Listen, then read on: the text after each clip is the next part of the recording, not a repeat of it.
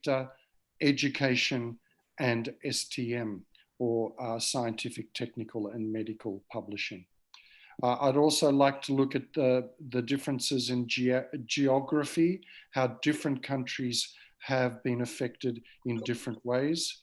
I'd then like to look at some of the lessons learned and then talk about how the IPA is supporting our members and looking forward.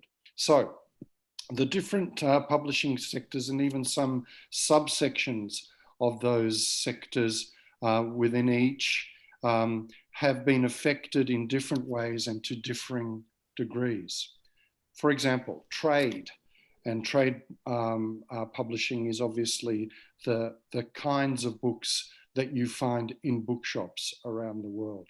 It's really interesting to see that physical book sales have been resilient in many markets where those sales have been able to shift online. Markets where online sales or distribution networks are not developed or as developed have suffered more from the closure of bookshops. In mature markets in places like Western Europe or North America, book sales dropped during lockdown, sometimes to a great degree, but have bounced back since. In Germany, for example, publishers expect to have recovered the ground lost in the worst months of March and April this year, and their market will be at almost the same level as 2019 by the end of this year. In some places like the Netherlands, where bookshops never closed, publishers are expecting that the market will actually have expanded compared to 2019. In these markets, children's books have been booming as parents buy them to entertain their children as they've been sent home from school. Hardbacks have been quite successful as the attraction of a paperback has diminished because people are no longer traveling as much. There's been unprecedented growth in ebooks and audiobooks, as Chandra mentioned, but seemingly without cannibalizing sales of physical books. That's the good news. Many book releases were delayed in March, April, and May, and sometimes into June. And there's been an awkward backlog in printing schedules. But that pent-up demand has resulted in a rush of new titles hitting booksellers' shelves in some markets. On the 3rd of September in London, for example, a staggering 590 new books were released in what is known as Super Thursday.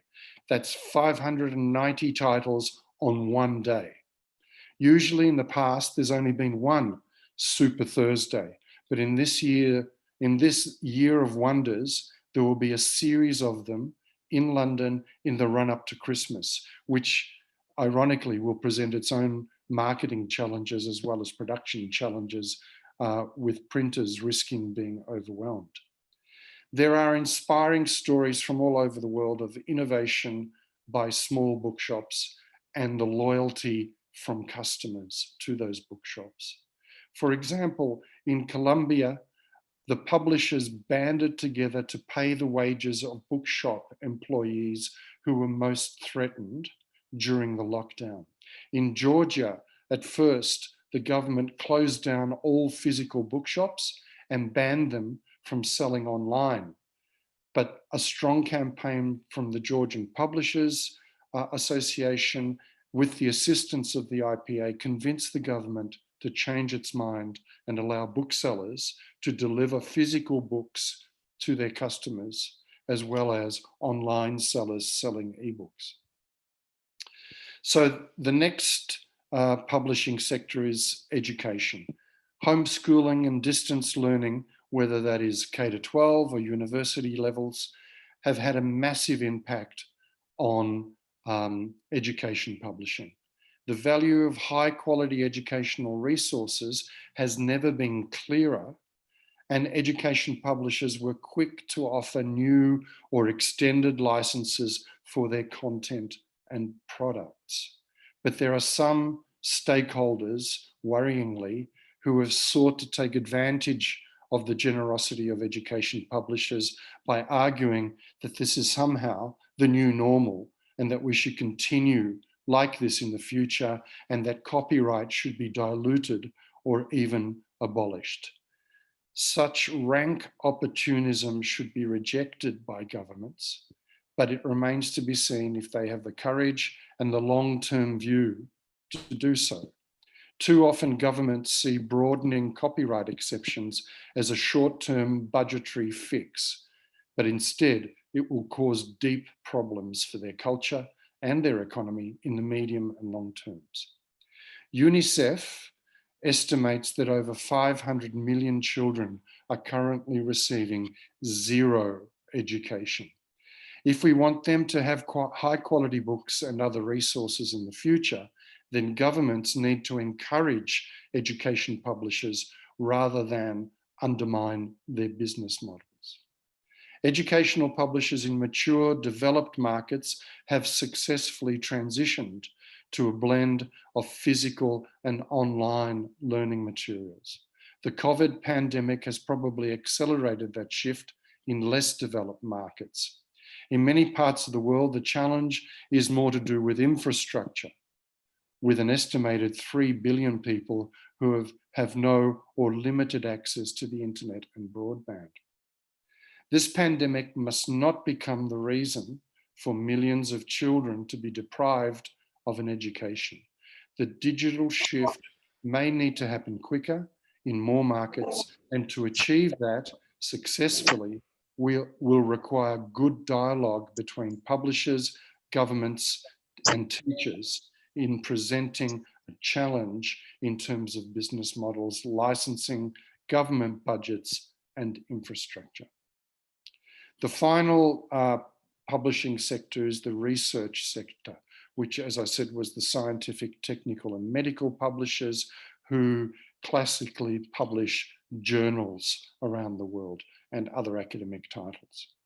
STM publishers really stepped up at the beginning of the COVID pandemic by making research about the COVID virus freely available and searchable to anyone who wanted to do so. There are already many debates about the business models of the future within STM publishing, but we must not lose sight of the basic fact that curated, searchable research has a cost, and that needs to be covered. We must come up with a sustainable business model that allows publishers to edit, peer review, and disseminate the best research available. That is the way of the future for the world. Okay, so the next topic that I want to look at is the geographic diversity and how that has impacted during the COVID pandemic. As I alluded to already, some markets around the world were more ready to transition to digital sales, whether that was ebooks or the delivery of physical books ordered online. Some markets were able to shift to homeschooling quicker than others. Others have severe infrastructure challenges that mean digital platforms aren't available to everybody. Some lockdowns hit at the worst possible time. Example, just before the new Indian school year started, leaving publishers with full warehouses and no sales. Some countries have reacted very positively to support their cultural industries generally, and sometimes publishing specifically. However, many other governments have left publishers to fend for themselves, despite having closed their main sources of income. In some places like Mexico, the government has promised to provide help to publishers, but has delivered nothing. So the pandemic, in effect, has re-emphasized the geographic and historical differences between publishing markets, and it has underlined the importance of modernizing publishers' infrastructure around the world. So what are some of the lessons learned?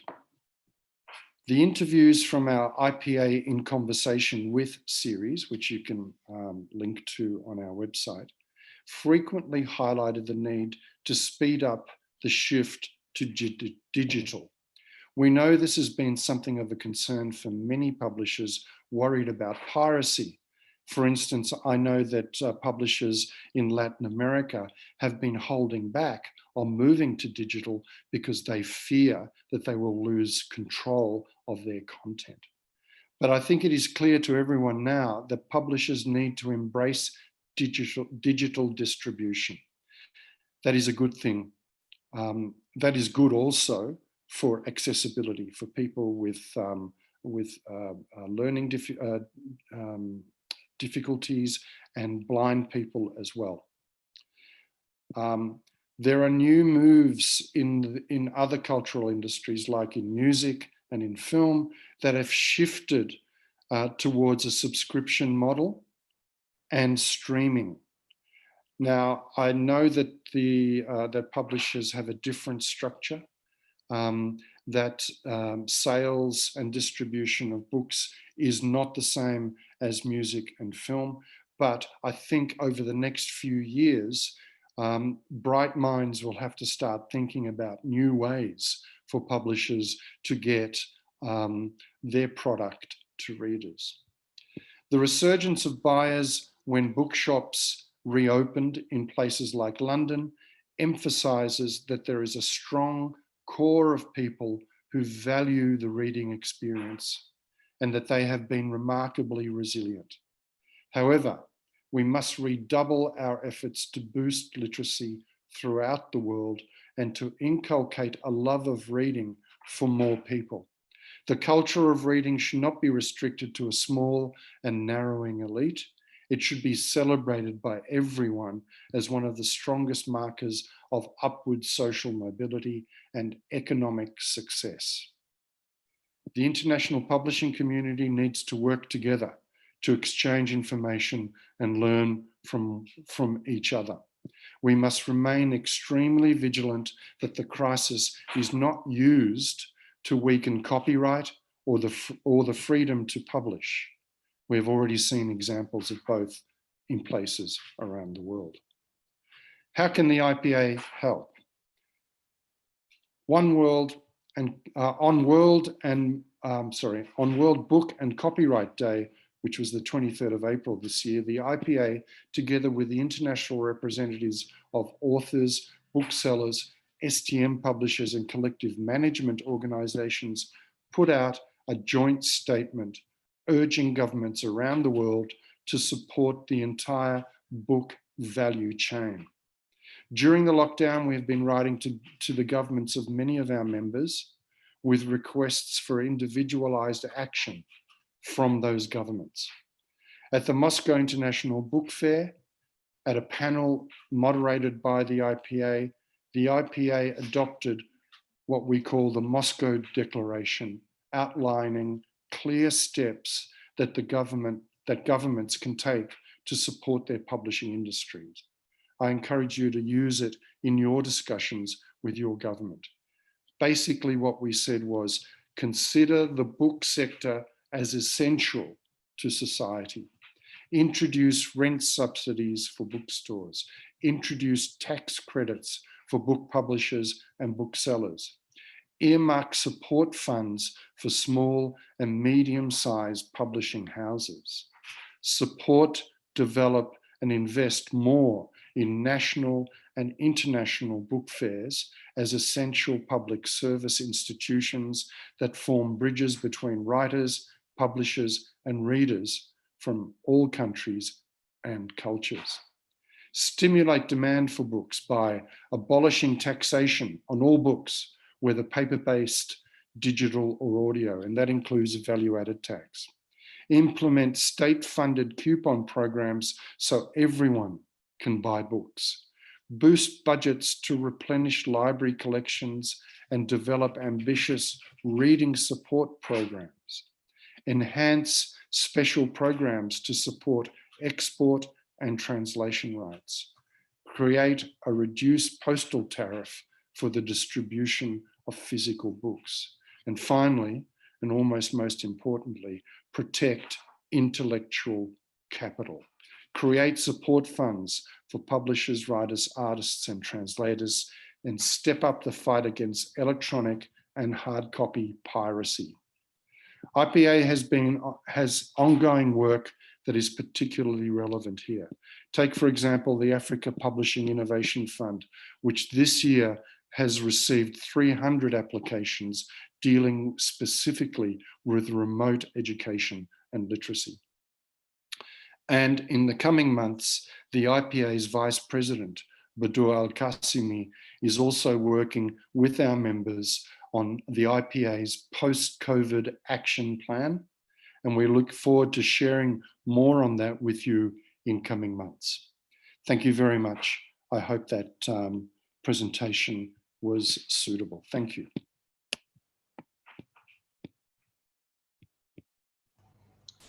Thank you very much, Mr. Borghino, Jose, not only for keeping within the time limit, but also the very interesting overview of what is happening globally.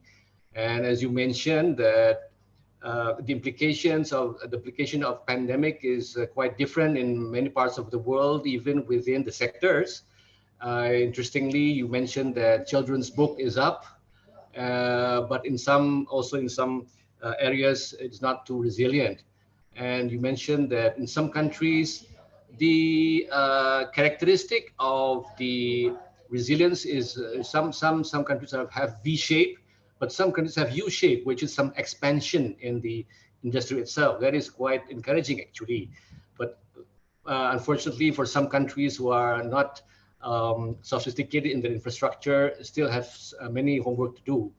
And your message, which is we should speed up the shift to digital, I think is very important, and I think strikes the chord, and I think everybody agrees.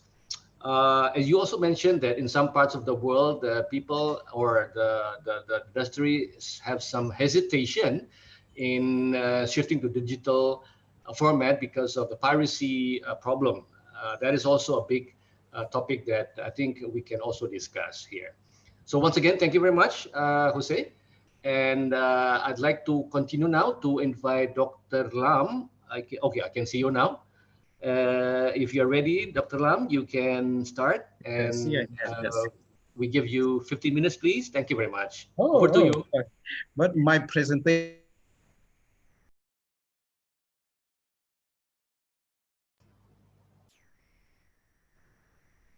Sepertinya ada freeze ya. Kita menunggu sebentar. Mungkin antara Vietnam dan Jakarta ada semacam intervensi ini. Halo, Dr. Lam. Dr. Lam, ya. Sambil menunggu Dr. Lam, tadi informasi dari Jose sangat menarik ya. Berbagai dampak yang berlainan ke negara-negara itu tergantung dari situasi masing-masing. Cukup menarik sekali. Sambil, malah hilang ya. Coba saya lihat di halaman berikutnya, ada nggak Dr. Lam? Sepertinya hilang ya. Oke, berarti bagaimana kalau mungkin ada 1-2 pertanyaan. Here's Dr. Lam. Yes, we have you back, Dr. Lam. Go ahead. Yes, sorry. Terribly, it is the transmission. Online transmission. It's completely fine. Do you hear me? Yes, we can hear you loudly. Okay. Thank you. So, hello, everybody. Assalamualaikum. Yeah, my colleagues and friends. My presentation should be shorter than 15 minutes because I was just told yesterday that Mr. Buhan recommended me as a replacement for him because now he is in hospital, isn't it? Is it right? Okay. So thank you, EKP, for your invitations to me to take part in this forum. It's very interesting in the digital ego. when we now can get in touch with each other through online, through cable and through video, online videos is very interesting. I should say that Vietnam has been successful in combating, in fighting against pandemic. So let me give you some sketches of how Vietnam has coped with the pandemic over the time, over the last months. Uh, Even before the New Year celebrations, the Vietnamese government was informed of the epidemic, coronavirus epidemic in China.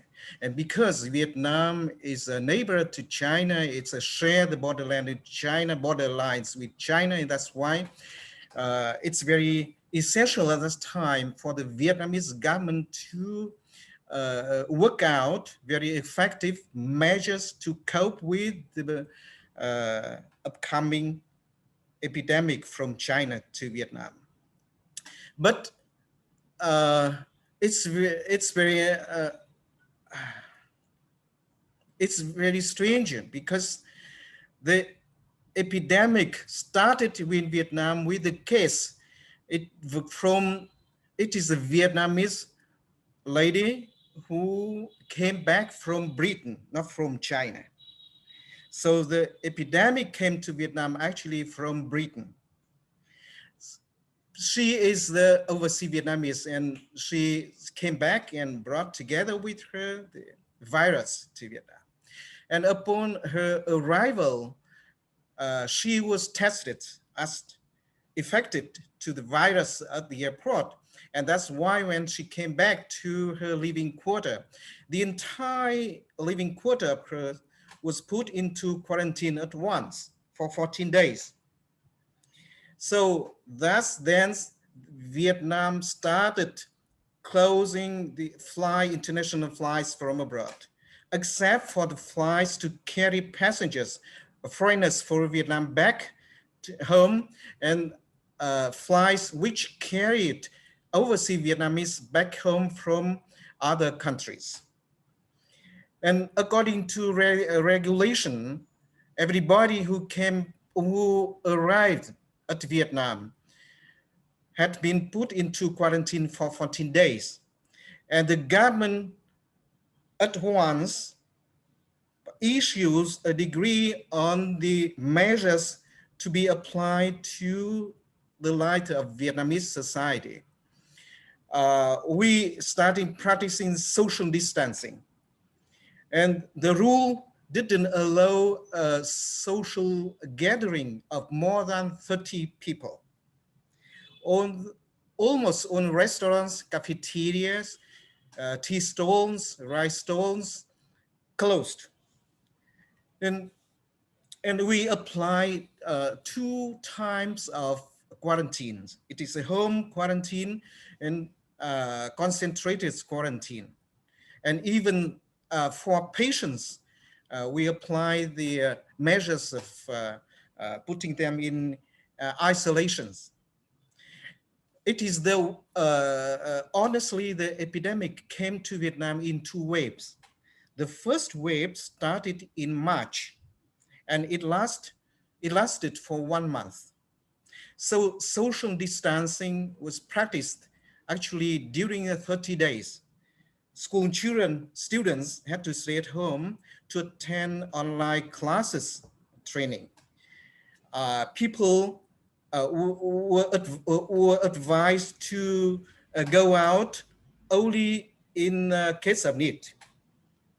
But honestly, the epidemic also caused a little panic to society because people also rushed to shops to buy foods for storage. Yeah. But the Prime Minister required all the shops to stay open 24 hours per day to provide enough food for the people, not to put in a panic. Then this during the first wave of the pandemic, there was no case of death.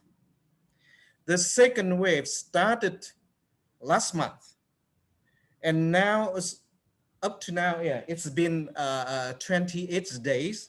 Vietnam has not registered any case of newly infections, newly infected cases. And altogether now 16,000 Vietnamese people are kept in quarantine. And more than 1,000 patients have been recovered from the disease, from the infections, have been treated successfully. And there have been only 35 cases of death of these viruses. You can see that it is the situations of the development of the pandemic in Vietnam. And thanks to the very timely, effective measures of controlling and fighting against the pandemic.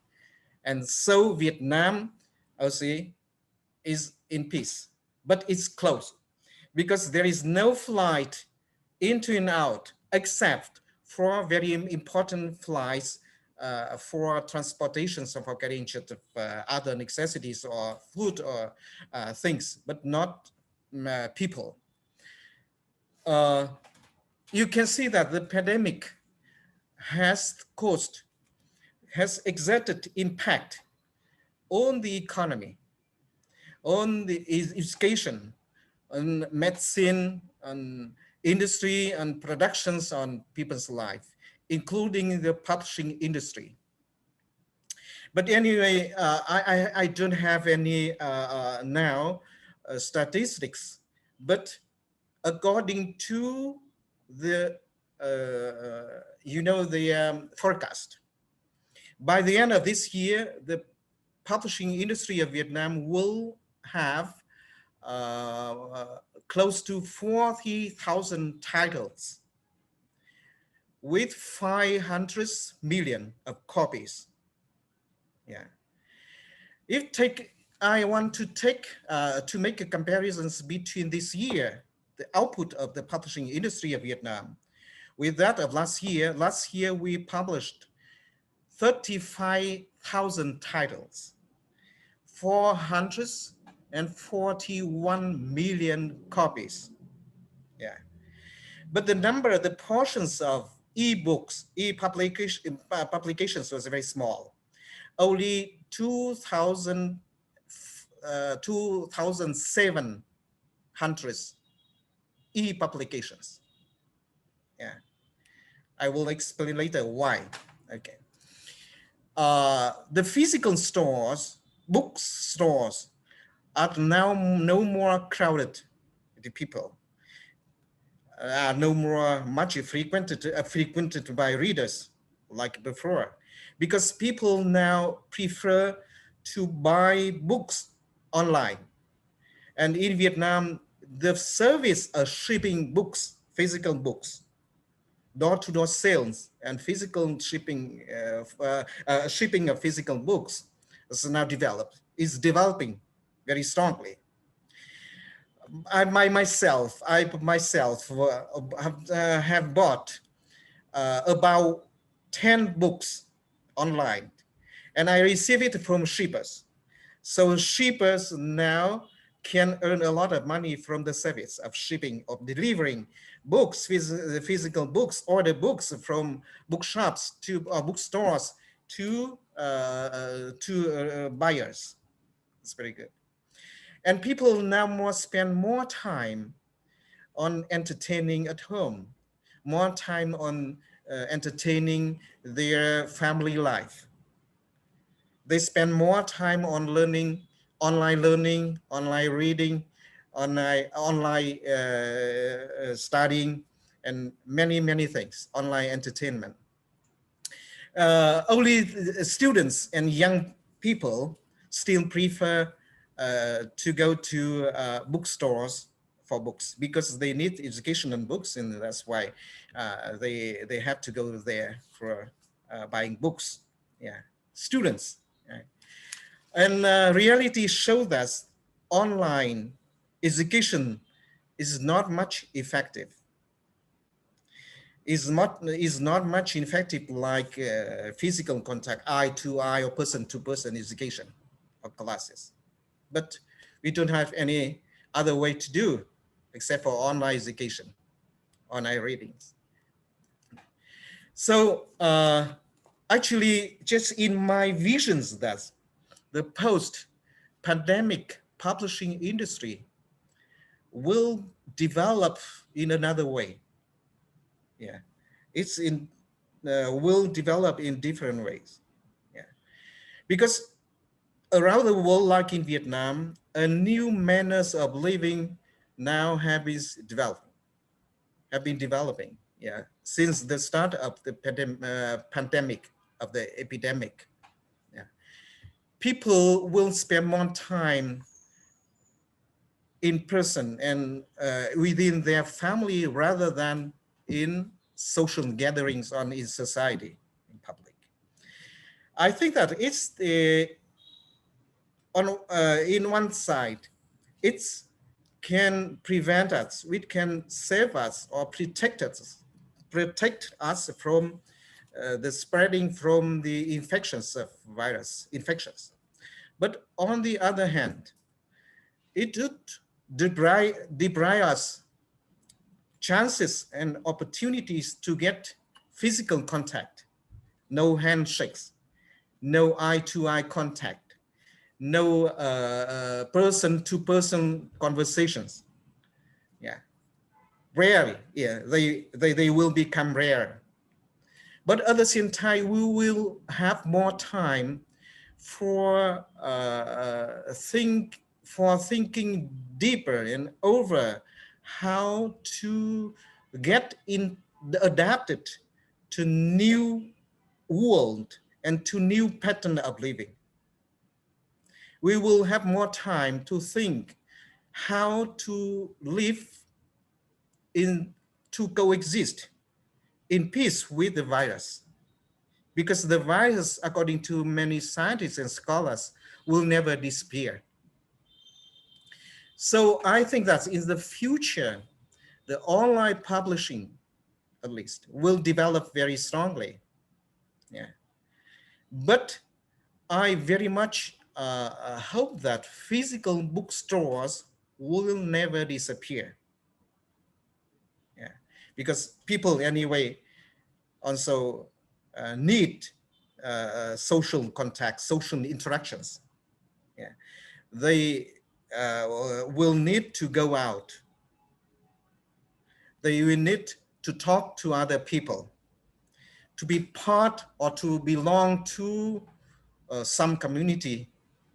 The same, they will have to go to bookstores to send the physical uh, features of the book, and they can buy the books. They can entertain the books in public gardens or in the parks rather at home or in closed space, protected from the viruses. I think so. And online delivery, online distributions of books will develop. The same door-to-door sales also develop. But the problem is that how we can have enough technical infrastructure for online publishing. Why this? I told you at the start that among the close to 40,000 titles of the Vietnamese publishing industry last year, only 2,700 titles were e-publications. Because now in Vietnam, there are 60 publishing houses and plus a lot of other book companies. It's private companies and joint ventures in which are engaged in books publishing. But only 6 publishing houses have enough conditions, I mean technical infrastructure, enough to meet the requirements from the publishing law of Vietnam to produce ebooks. So actually, the Vietnamese publishing law allows any publishers have the right to hide space online for online selling of their books or for publishing. Of the one of the 6 publishers I have mentioned, they can meet the requirements from the law, publishing law, because they have enough technical infrastructure conditions for this. And the second problem, it is piracy. How to protect the copyrights online, and how to protect the writer's right. And the third, I think that writers, editors will appear in a great number online, and people may have the right to publish online for free. But how to protect the copyrights, the print content, it is one problem. Now, I think that it is because the time doesn't allow me to to say more. So thank you very much for this chance. For your attention. Thank you, Dr. Tran, for a very, very interesting explanation on the condition of Vietnam. I think there are several similarities what you are experiencing as compared to other countries, especially in ASEAN, if I may say so. But there are signs of encouragement that you mentioned, that people are shifting gradually to ebooks, whether it's online or mail order, by order, door to door. So you have also mentioned about the problem of piracy and lack of infrastructure among 60 publishers. You said about 10% are ready, but the others are not yet ready. So that's a very challenging for Vietnam, I think, for everybody. So thank you once again, Dr. Tran, for your insights and a very useful presentation. Now, may I shift to Pak Arif, Encik Arif, if he is ready. We are very enthusiastic to know what is happening in Malaysia. So none other, the best person to speak is you, Arif. And I give you the floor. Thank you. Thank you. So, Assalamualaikum. Good afternoon. Ladies and gentlemen, some of you might have read in this paper that Malaysia is going through, currently we're going through a second wave of COVID. It went down in July, in June and July, but it come back very strongly in September. And last weekend, we just had a state level election in Sabah.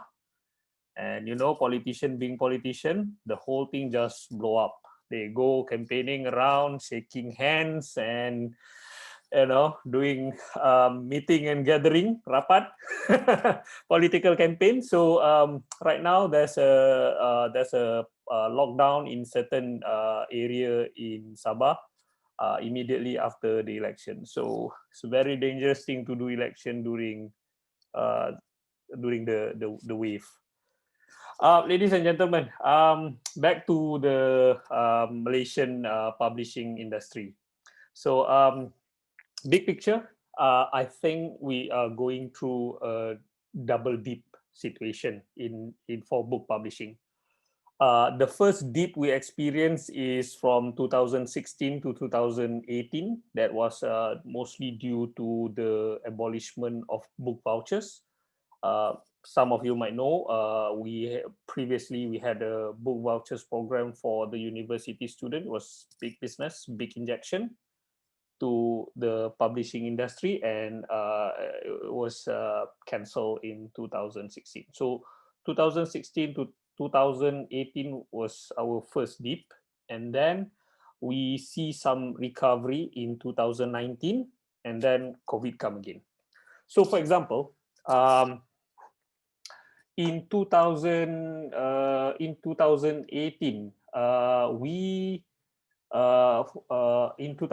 for example, if we look at the number of bookshops opening or closing, at 2018 we have 15 bookshops closing, but on 2019 the trend reversed.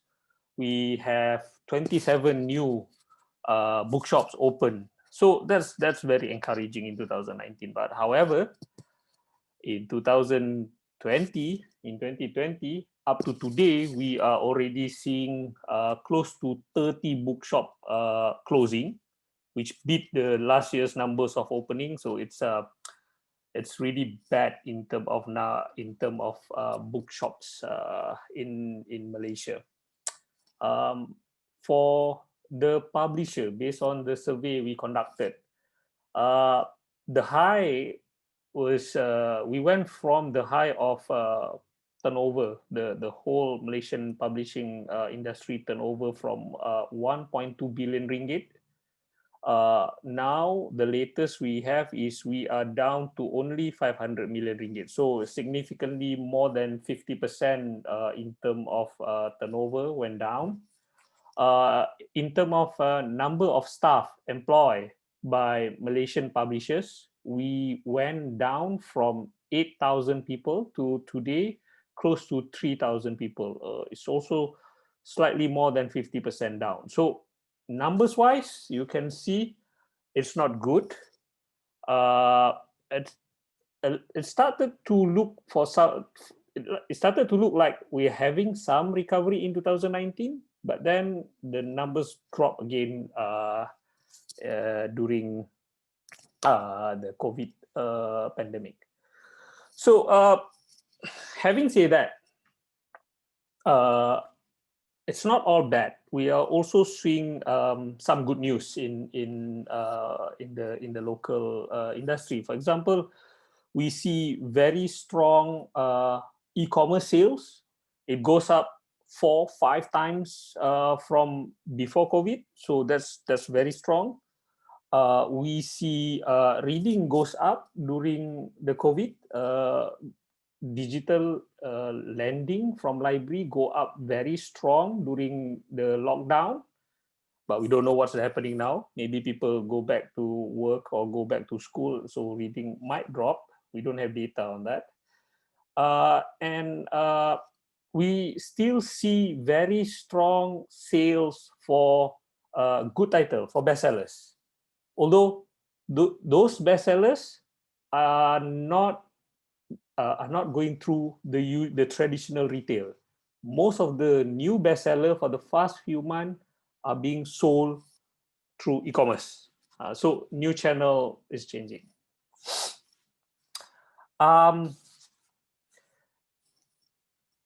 The landscape of book sales in Malaysia definitely changed before COVID and after COVID. Before COVID, for example, traditional retail is the highest, and then followed by the event, the book fair, and then last is e-commerce. But after this, we are looking at e-commerce as being number one, traditional retail very weak at number two. I think we are not even 50% back on traditional retail before COVID. And of course, event is almost zero. What's interesting for me is this. Before COVID, we are seeing the rise of personal shopper. I mean, everywhere, right? Maybe same in Indonesia. We are seeing the rise of personal shopper. But now what we're seeing is the personal shopper are changing game and they are doing drop shipping. And we can see that drop shipping is a huge business. It's a new opportunity. It's huge business, and in fact, we can see in Malaysian online marketplace, it's the drop shippers that are doing very well.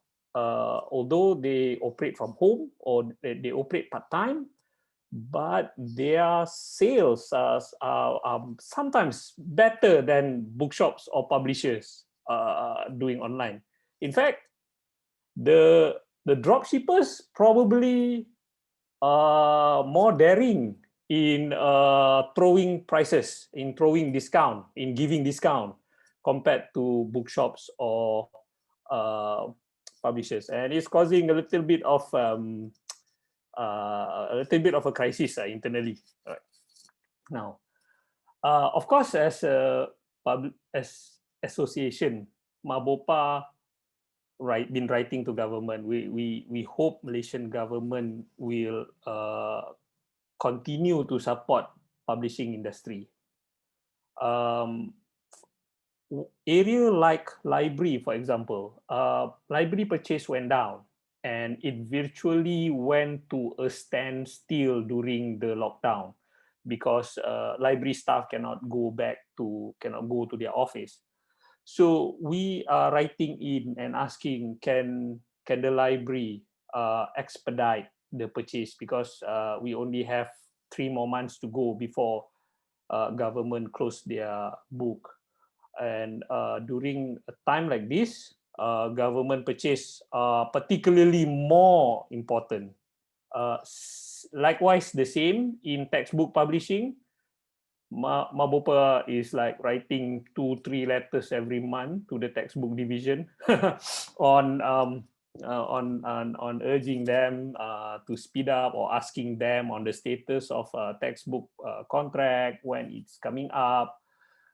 Because this is one area where we think the sales will still hold on because it's based on government budget. But timing is crucial right now. Number 2, we are also asking for the continuous support on reading campaign and reading survey. We know for a fact that during the lockdown, reading goes up. But who knows what happened after the lockdown? Library lending digitally goes up, although library visitorship went down very bad. It hasn't recovered yet.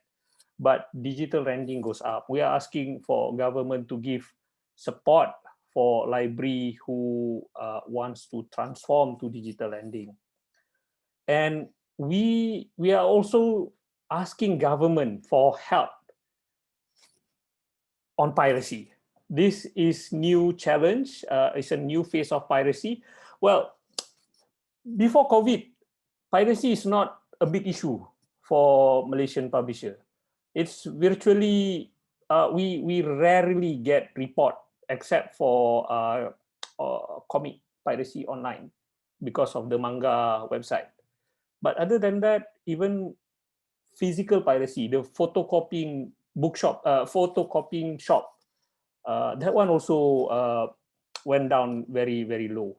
However, because of the COVID, because of the trend of online reading, suddenly ebook piracy went up significantly. Pirated ebook are being sold for as low as RM1. That is about 3,000 rupiah, I think. Yeah. So, and it went out, and we are asking help from the government to control this situation. I would say the response has been good, but the impact is not, we're not feeling the impact yet. The government response is good. Maybe in the next 1 or 2 months, we're going to see the real impact on the market, whether all this campaigning, letter writing, meetings with enforcement agencies will be having impact on the market. So after the COVID, we can see trends, clear trends. Library visits still down, bookshop visits still down, education book demand still low because major exam are postponed this year. Book fair is zero. Our worry is this a permanent trend, or is it going to normalize, going back to pre-COVID level after a certain period of time?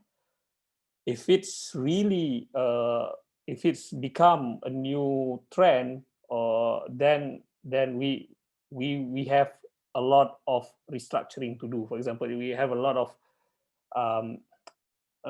replanning to do.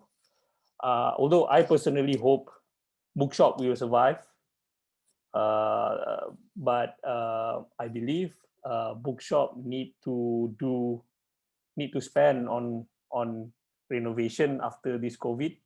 They have to refresh, reimagine the bookshops to make it interesting for people to come back. Likewise, I think library too. Some of the library can be quite boring, but I think to attract back people, if they can get the funding, they can renovate, create new experience, create playing room, or create children areas, try to attract people to come back to the bookshops, to the libraries. We are trying to our National Book Council is trying to launch a book fair at the airport at the end of this month. That's crazy. But I think symbolically, it's important trying to do crazy thing during this time. But we will see how COVID develop, the COVID situation develop. But the idea that book councils want to do the largest airport book fair, some crazy idea. The media like it, so it's important to. I think it's important to tell the public that, hey, we book fair is still here, and we want to do some new concept, some crazy ideas. On the Publishers Association side, right now we are in the phase where we're trying to push the digital transformation. When we see e-commerce going up during the lockdown, we immediately launched KL International Book Fair, online book fair. And right now we are pushing for government support in digitizing our book into audio, and slightly less on ebook, but more on audio. Audio conversion is more expensive, so we are trying to push for helps to create new market to get new readers on audio. So I would say, let's not waste a crisis. Crisis is a crisis, but let's not waste a crisis. We try to restructure and change our game to grow again after COVID, hopefully. Thank you very much. Thank you, Encik Arif, for your very interesting dynamics, what is happening in Malaysia. You mentioned the statistics, sharing with us that unemployment is on the rise, bookstores closures on the rise, e-commerce piracy on the rise. Very challenging, but I think, as you mentioned during the last part of your presentation, that from every challenge there's an opportunity, and how we can cope, find this opportunity. You mentioned about renovating bookstores once COVID is gone, to be, I think, sort of an experience rather than only buying a book, but having the experience to go to the bookstore. I think this also was mentioned by Dr. Tran as well. We can revisit this topic later on after our two speakers present the presentations. So with that, once again, thank you, Encik Arif. And now I'd like to invite our first Srikandi, Ibu Ida, for her presentation. Ibu Ida is the president of IKAPI, so she knows everything about it, of the Indonesian book industry. Without further ado, Ibu Ida, saya persilakan untuk membawakan presentasinya. Terima kasih, Kak Chandra. Good afternoon, everyone. I'm happy to be here in this panel discussion, and on behalf of IKAPI, I would like to say thanks for all speakers and moderators, especially Pak Chandra. It is really a great honor for us to have your presence here in visiting in this IIBF virtual edition. At this session, I would like to present the result of survey conducted by IKAPI recently about the publishing industry in Indonesia. It is an update of similar survey conducted by IKAPI 5 years ago in preparation Indonesia to be the guest of honor in Frankfurt Book Fair 2015. I hope this presentation can give a big picture of publishing industry in Indonesia, and hopefully can initiate or enhance a collaboration among countries to find solution in order to survive and keep on developing the book publishing industry. I would like to share some slide. Udah kelihatan ya?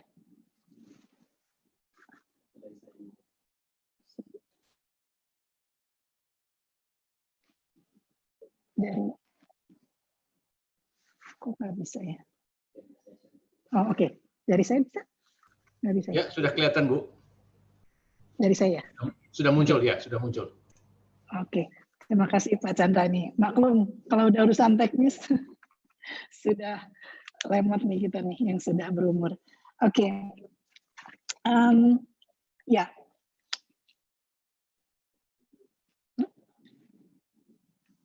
Udah tampil. Aku lihatnya gimana?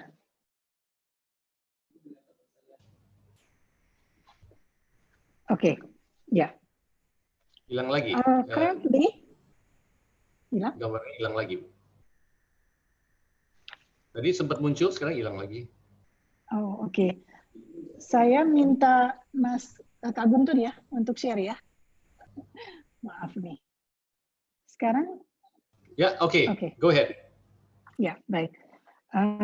Currently in Indonesia, there are around 2,000 large and small publishing companies spread across all major islands in Indonesia.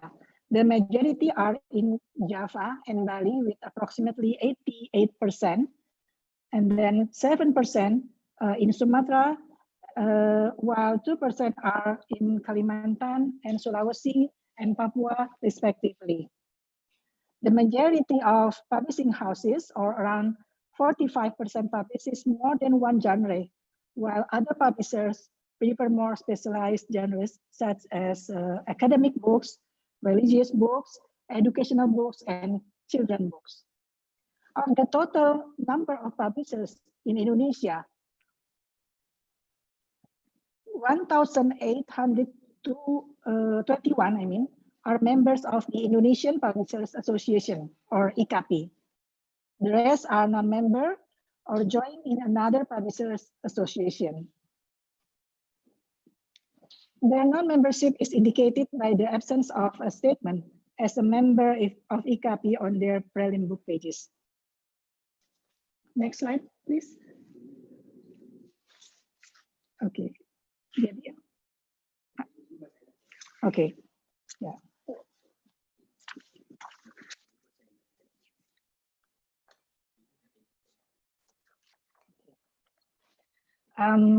Referring to the data of IKAPI members in 2015, there is a very significant increase of membership from 1,328 in 2015 to 1,821 in 2019. I mean in 2020. This means there are 493 new memberships in period of 4 years, majority from Java, especially from East Java, West Java, Jakarta, and Central Java, and outside Java, the rapid growth of publishing houses spread in North Sumatra, South Sulawesi, Bali, and West Sumatra. Next slide.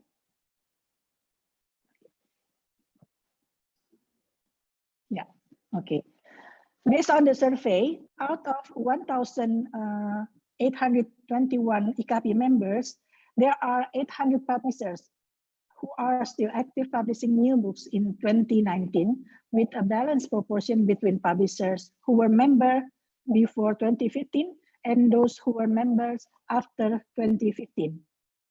A total of 240 publishers are concentrated on selling their books from the previous years of publishing or publishing very selective new titles. Unfortunately, we noted that there are more than 700 members who have not actively published books anymore or have moved to other business, even though they are still registered as members of IKAPI. Inactive members are mostly based in Jakarta, and then followed by West Java, Central Java, and East Java. In general, publishers outside Java are still in the active members category because they are mostly publishers incorporated with university and higher education institutions who regularly publish books by their teaching staff. In the last 5 years, there has been social and economic instability that has affected many business sectors in Indonesia. Even before the COVID-19 pandemic occurred, there has been a decreasing 10 to 15 members, 10 to 15% number of books printed since the last 3 years. The decrease is experienced by nearly 75% of publishers, especially publishers of school books, college textbook, and general reference book. The only book that tends to be in constant development are children's books and books on religious themes. School books have also experienced a significant decline from around 38 million by the end of 2019 due to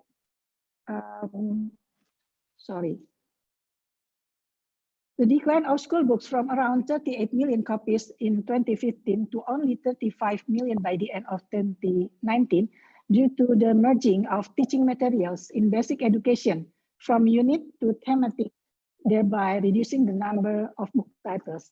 And then the second reason is because the decreasing of book purchases by public schools and private publishers due to the availability of electronic books provided by government.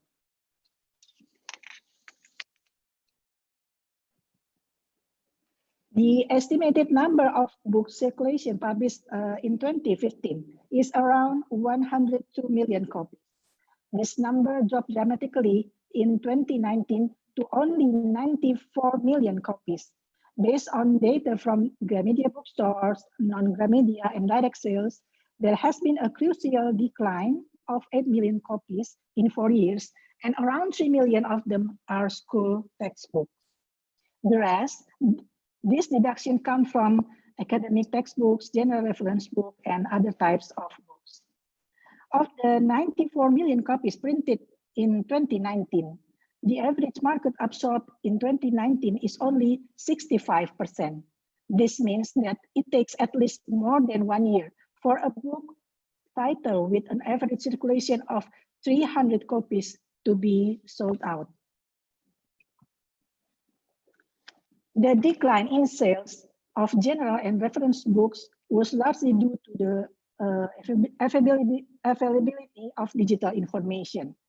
Research conducted by IKAPI through an online survey of students from 20 universities in Jakarta and Bandung shows that book ownership among students is very low. Only about 15% of respondents took the initiative to buy textbooks or references as study material. The rest borrow from libraries or search for information on the internet. However, despite the decline in circulation, the money value tended to be stable due to the increase of 5% to 10% of average book price per year. This information indicated that even though there is an increase in IKAPI memberships, this is not followed by a growth in publishers' sales turnover as a result of various things that are related to one another as described before. Regarding digital books, the data shows a significant increase in number of publishers starting to move towards digital books product from around 20% in 2015 to nearly 40% in 2020. Digital books here are still in PDF format. Only textbook publisher and foreign language reference book that have used multi-platform performance, namely a combination of text, audio, video, and external access to the YouTube platform. The remaining 60% still hold on with conventional book products. Although there has been an increasing number of publishers who have provided digital formats for their books, in terms of sales turnover, the contribution of digital books to book sales has not shown a significant number. The survey shows that the contribution of this type of digital product only plays an average of 12% on the total sales. The reason is mainly due to the limited human resources that can navigate the sales of digital books, and also because most consumers are not familiar with this type of book. Concerning the trend of books that the reader are interested, it shows that there is no prominent trend in one particular genre. For example, readers' interest is strongly influenced by author's profile of religious themed books. Meanwhile, sales of books of religious classics tends to be stable. Likewise, with the fiction genre, the sale of fiction books is highly dependent on the figure of the author and the endorsement of reputable writers. However, when viewed in terms of the number of copies sold outside of school textbook, children's books are the type of books that sold the most compared to other books. Regarding the book price in Indonesia, the survey results show that the majority of publishers sell college books, reference books, and religious books ranging between $5 to $70, with an average discount up to 35% for distribution through bookstores and campuses. Meanwhile, school textbooks range from $3 to $5 with the same average discount. Fiction books do not have uniform pricing pattern. Often the number of pages is used as a reference, but prices can also be determined based on author's reputation and the popularity of the theme. During the COVID-19 pandemic, there was a significant decrease in publishers' revenue. The majority of publishers experienced a decline of nearly 60% as the same period as before COVID-19. The situation raises concern that they will not fulfill their sales target by the end of 2020.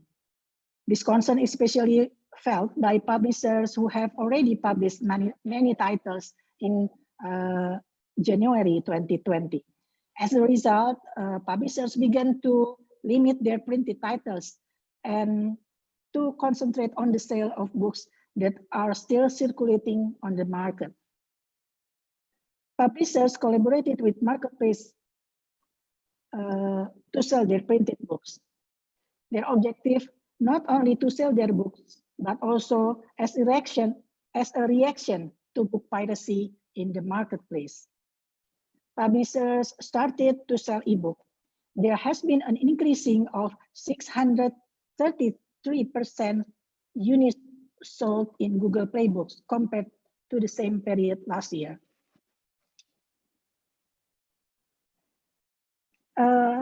In educational books, during pandemic, sales of physical books dropped 30 to 40%.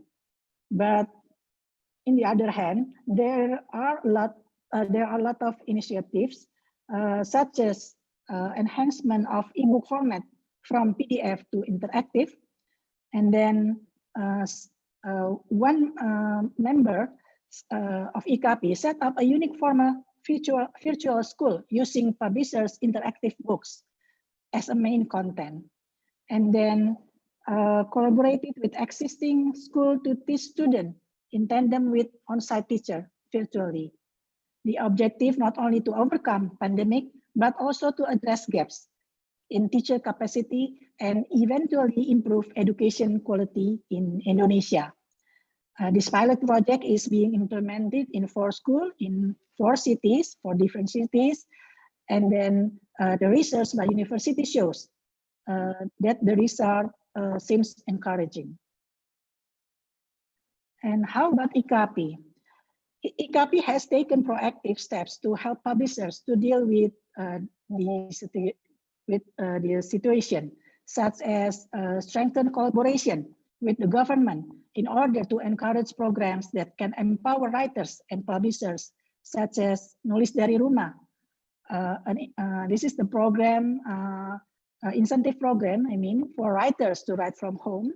And then Beli Buku Lokal, buy local books. This is an incentive program for publishers to sell their books through major marketplaces.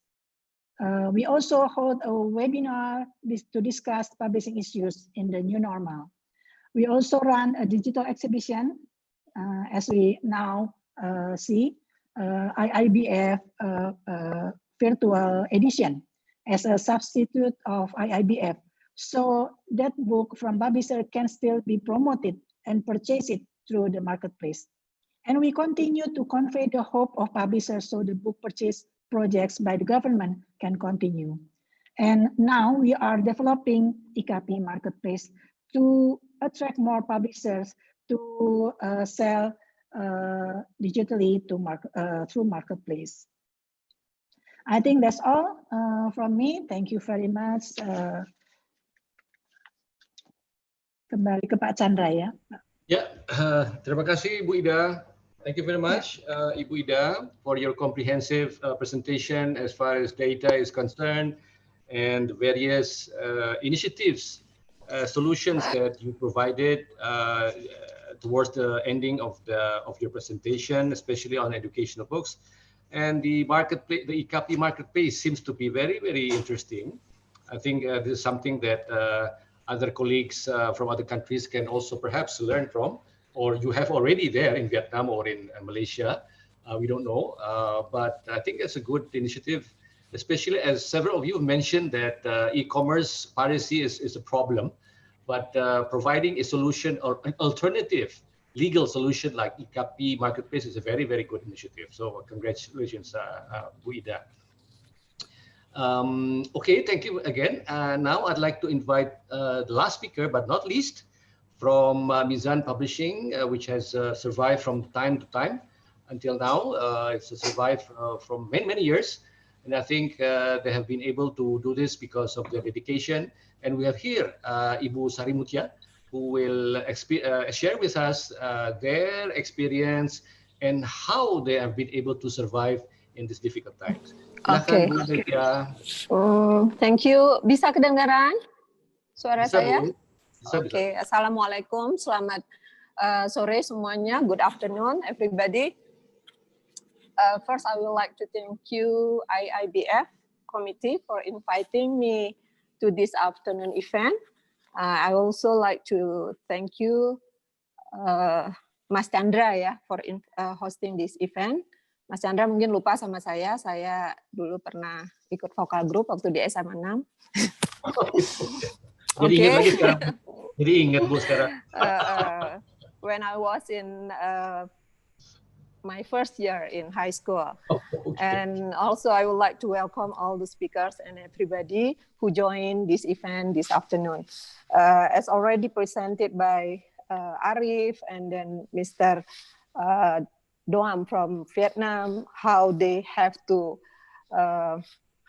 face this pandemic. We also, Mizan has also suffered from this pandemic. I think everybody suffered from this pandemic. Actually, we have taken some serious action since February.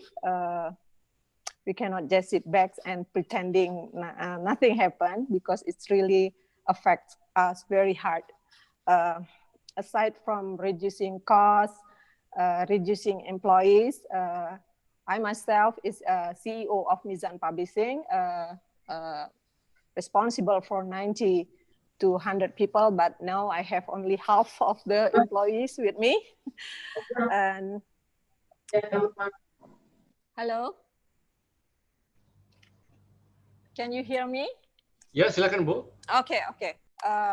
So I already shared my presentation with Pak Chandra, what Mizan experiences during this pandemic. So start from February, we have this, we create a special task force in Mizan. We take this employee from all of our units, because we have publishing unit, printing house, and then distribution unit, all in separate unit, separate companies. So we gather all of them in one task force special unit, and they have to conduct online event, online marketing for almost 6 months now. From April, we already conducted 3 big events. Yeah, first we call it Komedi Putar or Carousel Fair in English. In this event, we organize online events for children, for teachers, for all readers, and we have we promote and selling children books mostly. And then we have a second big event when we have an Independent Days on August 17. We have a Mizan Merdeka Book Fair. It's also online events, and we promote and sell all general books. Those 2 events are very successful in terms of sales. We never seen that we never reached that sales before in our experience, because we allocate all our resources to this event. And third, we are now in Mizan Literary Expo, MLE. This is also focusing on online literary events. Yeah, we encourage mothers, children to read, but we also promote and selling discount books through this event. Mostly we focus on parenting books, children books, and family literacy issues. Yeah, and then this 6 months, we also allocate a big budget for Facebook ads and Google ads. Yeah, we already did that for the past 1 year, but this pandemic forced us to put more money in this advertisement. And then we also limit the number of production.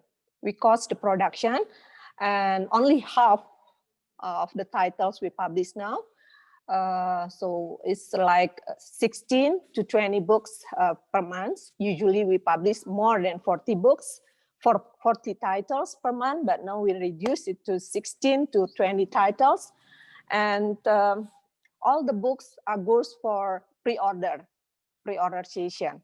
So we don't print the book before we do the pre-order. We do pre-order and print the books, and usually we finish like 1,000, 1,500 books during the pre-order session, with benefits, of course, discount. Sometimes people still like autograph books. So we ask the authors to do that with a very thorough preparation, like 3 months in advance. So we prepare the book in 3 months. We prepare the promotion, we prepare the writers so they can do, we push them, we help them to promote their book through their social media. It's a must. And then we also have a special discount and gimmicks, as I told you before. And we join all bookstores, or we invite all online bookstores, yeah. And we have, we share with them a product knowledge, so they know the products, yeah, the titles, the writers, and we also provide them with all the promotional materials. And also we do republish some backlist titles that is bestseller. I remember one of the article that Pak Nung shared in publishing groups, in our WhatsApp group. It's the title is bestseller, always bestseller, because it's bestseller, something like that. It's from Random House. So that's what Random House do. They dig from their backlist titles that they published 20 years ago. it was a bestseller titles, and they republished the books. So that's what we do in Mizan too. And we join all online marketplace. We recruit as many as possible resellers or dropshippers. And start from February, I think, if I'm not mistaken, we also have this application, what we call digital marketing system, or we call it DMAS, digital marketing system, that integrate all business unit in Mizan: publishing, distribution, our promotion, marketing, and our finance people. And that's what we do up to now, and we're still doing it. We don't know what happened after this, but we are still focusing in this pandemic situation. We hope after this pandemic, we are ready to prepare for. We are ready to face anything. We are prepared to face anything after this pandemic, because we have this strong foundation. And okay, another thing that I want to share with you is the sales. Yeah, before pandemic. Okay, let me tell you that Mizan has two distribution channels: retail, books that we distribute through bookstores, and direct selling, books that we don't sell through bookstore. It's an expensive package of books, especially for children. In Indonesian money, it's up to 1 million, 2 million rupiah. So the retail suffer very much because we depend on bookstores. Many bookstores close, so we have to struggle to sell it online. And everybody, I don't think we have experienced it before. So we have to struggle to sell the books through online. We have to set up this digital marketing system. We have to prepare the books in advance, at least 3 months. We need to do many things, but still there is no growth. Yeah, it's still minus 35 to 40% compared to last year. So we're still struggling. Even all the books we do the pre-order, it doesn't help because half of the production, we know, cut half of the production. But it different thing happens in direct selling. Sales goes up to 2% compared to last year. So staying mother, I think they spend a lot of money to enjoy time with their children. And because our books focus on educational books or storytelling books, and some of the books complement with electronic pen, e-pen, or with or sound books, or flip flap, enhanced books, or augmented reality, virtual reality. So those mother who staying home mothers, they spend a lot of time with the children, and they enjoy our books with all these variety features. So sales goes up to 2%. It's still not good compared. Usually we have like 15 to 20% growth, but it's okay, I think, because people are still spending money to buy books, and expensive books. So that's the situation that we face today. We still have need more marketing ideas for, especially for retails, online retail sales. Else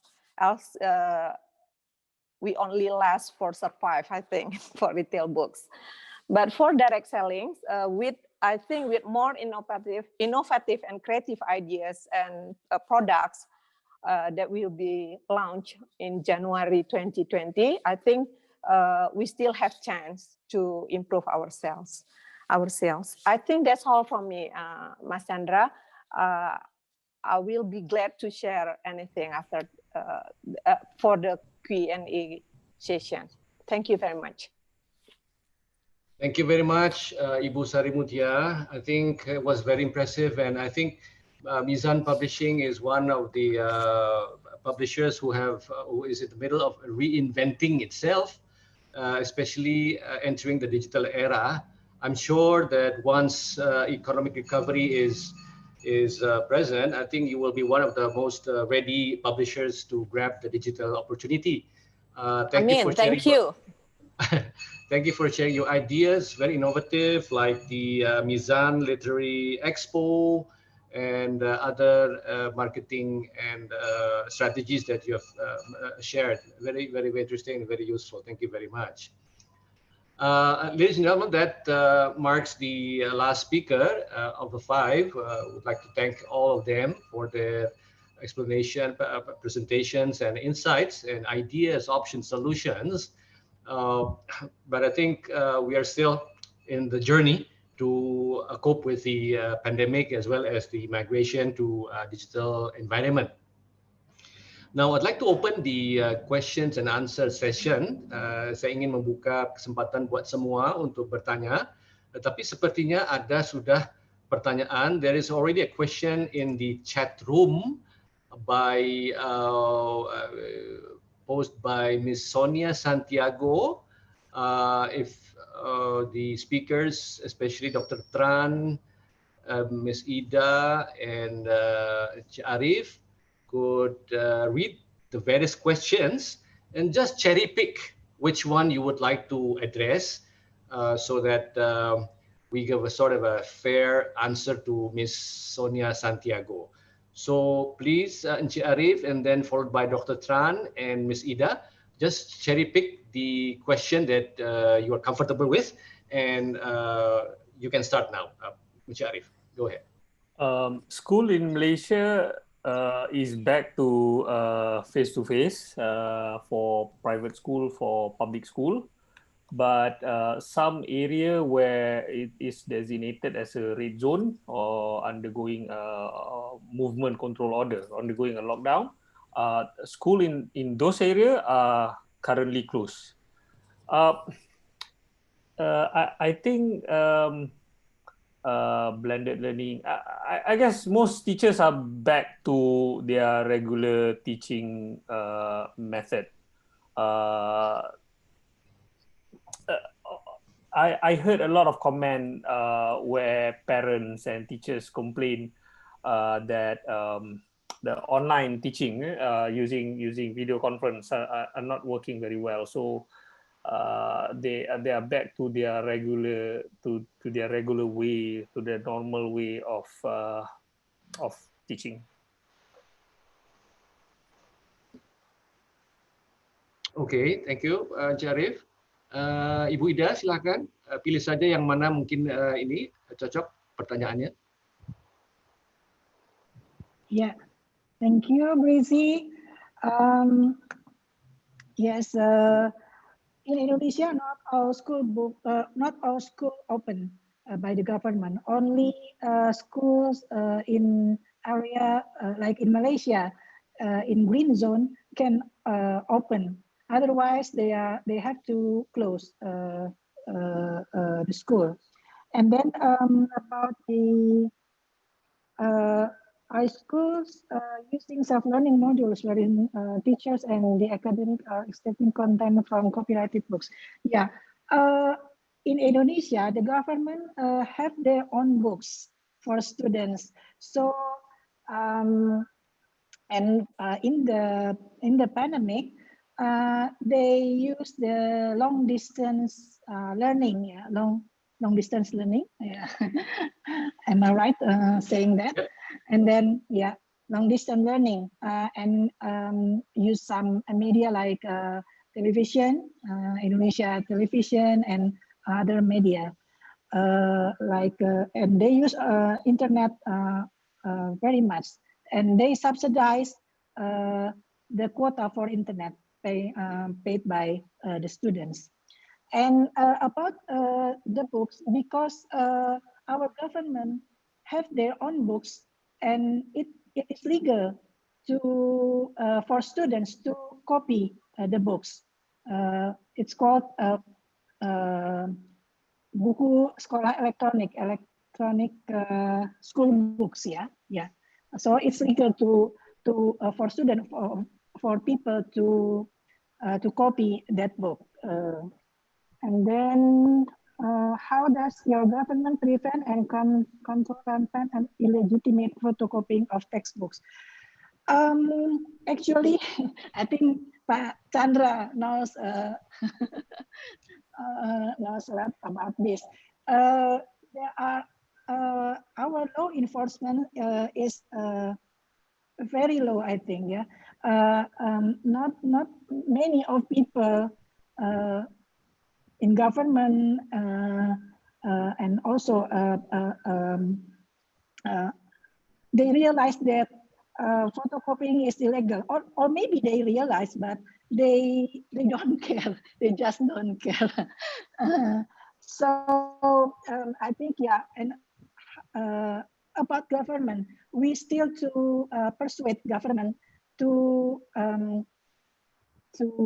enforce the law, to find solution, how to combat this piracy, this pirated books. I think are the violators being penalized or fined on the infringement of copyrights by the law enforcement agencies? I think, yeah, it's our homework to remind the government to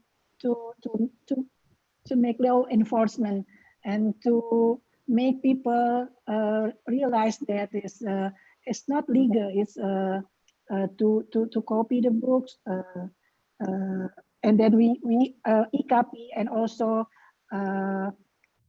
PRCI, the collective management agency. We are in collaboration to promote our concern of copyrights to people, and especially to bookshops and photocopy shops that copy illegal books. I think that's all from me. Terima kasih, Bu Ida. Terima kasih. Dr. Tran, may I invite you to please share your answers on the various questions that you may want to pick. Dr. Tran. Hello, everybody, especially Breeze, Sonia Santiago. Okay. During the two waves of pandemic, all the private and state schools in Vietnam was closed, and schools and students had to attend online classes. Okay, so it's proof that online training is not much effective.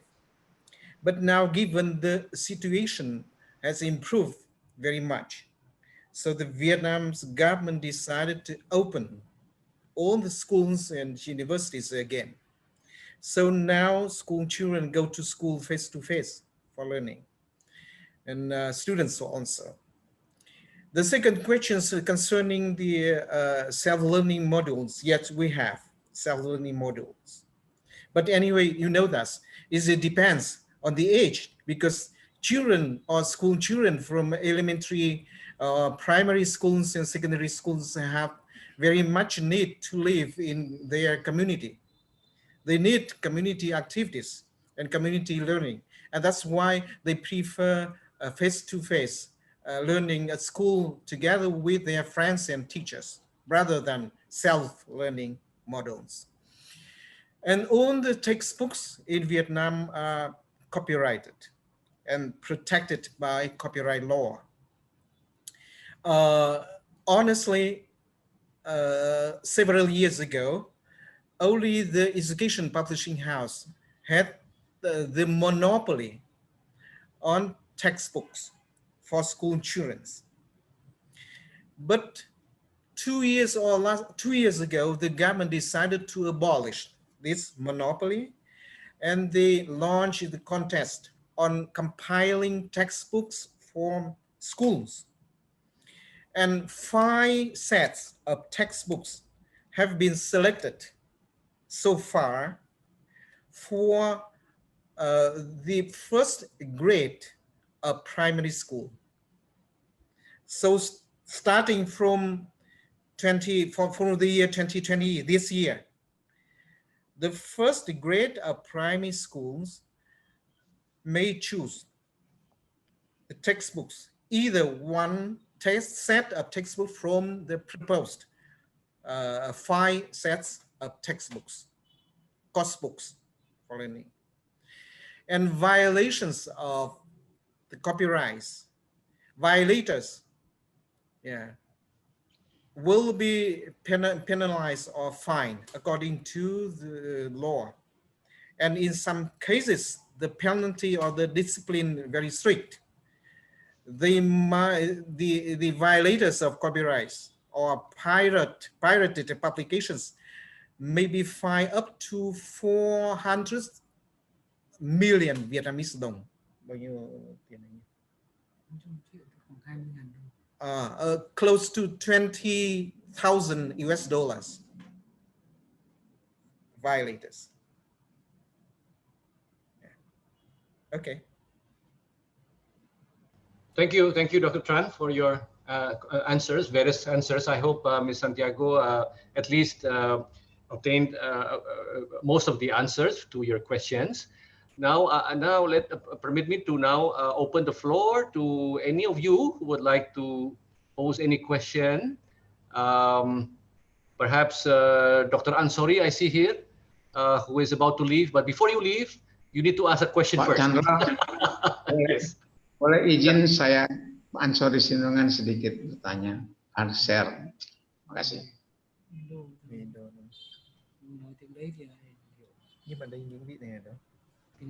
Yes, Dr. Ansori, please do so. Please. Saya ingin ada share Pak Chandra, boleh? Oh, silakan Pak, silakan. Yeah. Okay, thank you very much Pak Chandra.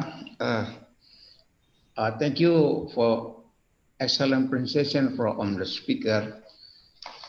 But I'm so sorry I have to leave at the 14 because I have another meeting. However, I still have some question I maybe share for this panel discussion.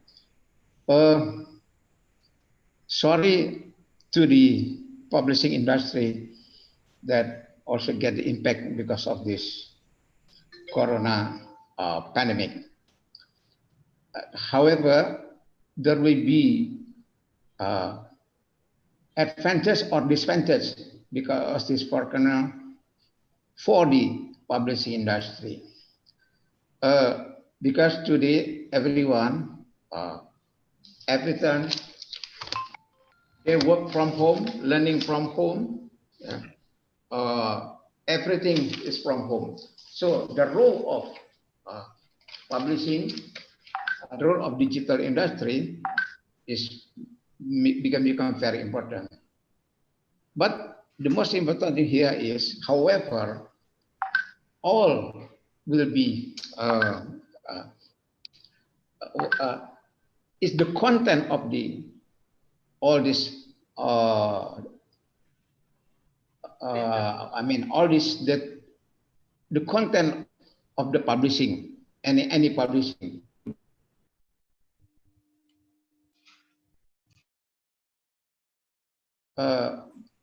In this case, how the publishing industry can utilize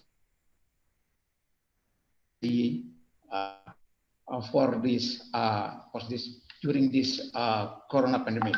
For example, for digital, for the ebook, for example, how to protect the assessment. This is technology, and the second, utilizing the collective management industry to collect the royalty, and maybe from the operator like Google, YouTube, and everything. And then the other one is the problem is like some speaker has already expressed the pirating book. The pirating book, this is also the problem for us how to make the solution for this. Maybe that is my share. It could be give the strategy and solution for the publishing industry during this pandemic. pandemic corona. Thank you very much. Terima kasih Pak Ansori. Thank you Dr. Ansori. As we all know, Dr. Ansori is a very important man in this publishing industry. He was once the director of copyright of the IP office, as well as now still heading the still heading the arbitration and mediation center of Indonesia. So I think you have raised three important questions. One is the opportunity in digital book.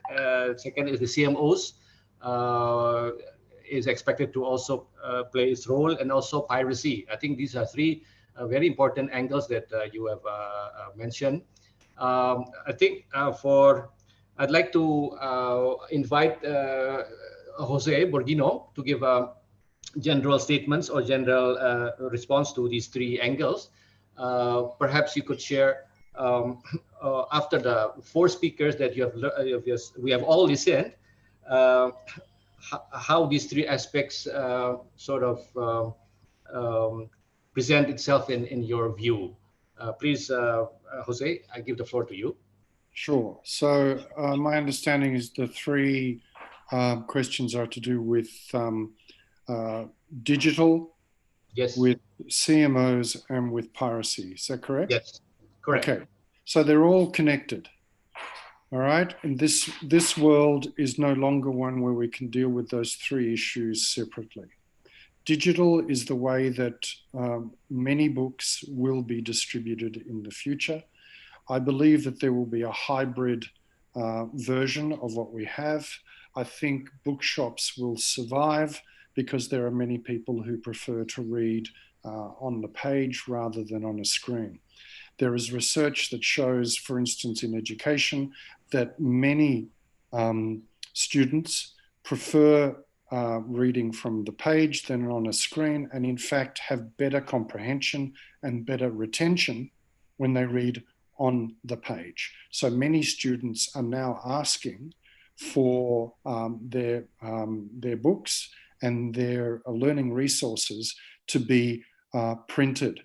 I think what will happen in education especially is, as I said, a hybrid situation where some resources are best delivered digitally and other resources are best delivered in hard copy. And people will gravitate to either of those two extremes. And I think governments owe it to the students to find the best balance between those two extremes. And teachers are the ones that will choose or should choose what the best kind of educational resource is for their classroom and their students. Okay, so that's in education. In scientific, technical, and medical publishing, it's already happened. 99.9% of all publishing in that sector is digital. Okay, there's very few, if any, hard copy journals that are circulating. And if they are, they're probably also circulating in digital format. The interesting area is in the trade publishing area. I think that ebooks will rise in that sector. But again, some people don't like reading ebooks on a screen. So as we can see in the response to the COVID crisis at the moment, some people are going back to hardbacks. They're not even going back to paperbacks, they're going to hardbacks because it's better for them. They prefer it. So ultimately, it will be a case of the consumer demand will be there for either hard copy, for ebooks, or for audiobooks. Audiobooks are booming in the United States and in Europe. So that's digitization. I don't think we can hold back on digitization. The most healthy publishing ecosystems around the world include collective management organizations. In this day and age, photocopying and digital copying are happening all the time. People want to have the content. And what CMOs do is allow publishers and authors, importantly, to get some recompense, some payback for their content when that content is being copied by educational institutions, by government agencies, etc., etc. So in Indonesia, I understand that IKAPI has a CMO in place. I encourage all government agencies, whether it's to do with particular departments or ministries, and all educational institutions to sign contracts with this CMO so that publishers and authors get some recompense for people using and copying their content. Without that, you will be hamstrung. You will be hopping on one foot rather than running with 2 feet into the future, okay? So, and thirdly, piracy. Piracy is something that the government should take very seriously. Again, in mature, developed economies and markets, the government attacks piracy both in hard copy and in digital forms very strenuously. So we encourage the government to do that. The police force must know that the loss of revenue, the loss of economic impetus from piracy is severe. They should take it seriously. And in places like the United Kingdom, there are specific areas within the police force that look at piracy and attack the pirates. Legislatively, the government needs to start looking at ways that counter what's happening online. When a publisher finds that their book is being pirated and is being sold online, classically what happens is that they try to take that website down. In some countries, there are takedown notices that can be applied. However, those websites are very clever. When one site is taken down, the content that is being provided for pirates suddenly comes up somewhere else. So there are now ways in legislations around the world that allow governments to not only take down, but keep down pirated content online. That is really important, and the government needs to look at ways of trying to facilitate that so that publishers can produce digital content comfortable in the knowledge that it won't be pirated. Once that moment happens, and once consumers know that it's cheaper and quicker and less likely to introduce viruses into your system if you buy digital content from a bona fide publisher, once that happens, then the digital economy can really kick off.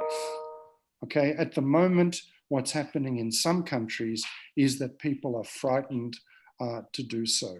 In places like the US and in Europe, they now have ways of controlling piracy and ways of delivering the content quickly, without friction, and cheaply to consumers. That's what we need. Does that answer your question, Chandra?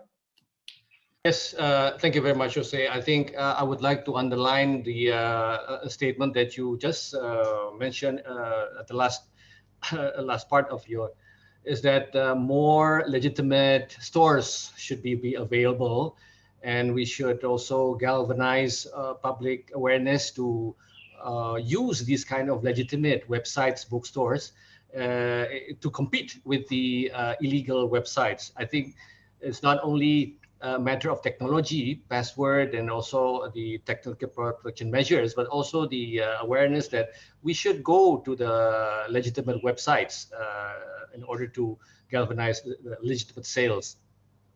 Now, I've been given the mandate to moderate until 4 o'clock. So it seems that we're approaching 4 o'clock now, ladies and gentlemen. I know that we have still more burning questions and to ask and to answer amongst us, but I think this was a very, very productive webinar, and I'd like to congratulate IKAPI for organizing this. There is actually one leftover question from Mutiara E from Bandung, but I think what Jose has explained, that technology is always, competing with the hackers. The technology is like the virus itself, because you have a virus and then you have the antidote, but the virus gets mutation, it gets stronger and stronger. Technology is like that also. We have a good technology, but the hackers also, creative, they hack this technology. So it's always a war between the technologists and the hackers. But in any case, I think the legitimate websites, I think, is a very, very good, I would say, conclusion to this webinar, and we should encourage that from every angle. Now, there's a saying goes that a dog is the man's best friend, or the cat is the women's best friend. But I think the book is also the man's best friend, the woman's best friend. And a book is always going to be here with us, whether it's an e-book or physical book, a hybrid solution. So we are happy. Everything, I think everybody's happy. We should build our future. And I think book will never disappear, because we need that as an intellectual need. Besides food and clothing, we need intellectual consumption, which is books available for everybody. So with that, I would like to conclude my role as moderator, and like to give back the floor to the organizers. Thank you for all the speakers. Thank you for all the participants for being active. And I hope, I believe that we had a very productive afternoon. Thank you very much. Over to you, organizers. Bye-bye. Yes, thank you for the speakers for taking part of this panel discussion. And of course, thank you for Pak Chandra Darsman for being the amazing host this afternoon. And also thank you for all the audiences or participants for joining in this panel discussion. Terima kasih Bapak Ibu semuanya sudah mengikuti acara ini dari awal sampai akhir. Kami informasikan bahwa Indonesia International Book Fair masih akan terus berlanjut sampai dengan tanggal 7 Oktober. Jadi silahkan untuk mengunjungi website kami di www.indonesia-bookfair.com untuk mengetahui informasi lebih lengkapnya mengenai event ini. Terima kasih. Saya undur diri pamit. Assalamualaikum warahmatullahi wabarakatuh. Waalaikumsalam warahmatullahi wabarakatuh. Udah semuanya. Bye Jose, bye Arif, bye Mr. Lam. See you. Pak Nung, Pak Chandra. Bye, and thank you, Ida. Thank you, everyone. Bye, Rodom, Lam. Thank you. Bye. Basari, terima kasih. Ida. Ada Evelyn juga di sini. Pamit ya, pamit.